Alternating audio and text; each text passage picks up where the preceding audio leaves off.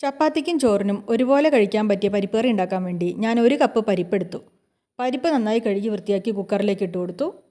കൂട്ടത്തിൽ ഒരു സവാളയും ഒരു തക്കാളിയും 3 പച്ചമുളകും കൂടി അരിഞ്ഞെടുത്ത് അതും കുക്കറിലേക്ക് ചേർത്ത് കൊടുത്തു. കുറച്ച് മഞ്ഞൾപ്പൊടിയും ആവശ്യത്തിന് ഉപ്പും 4 കപ്പ് വെള്ളവും ചേർത്ത് കുക്കർ അടച്ചു വെച്ച് നന്നായി വേവിച്ചെടുത്തു.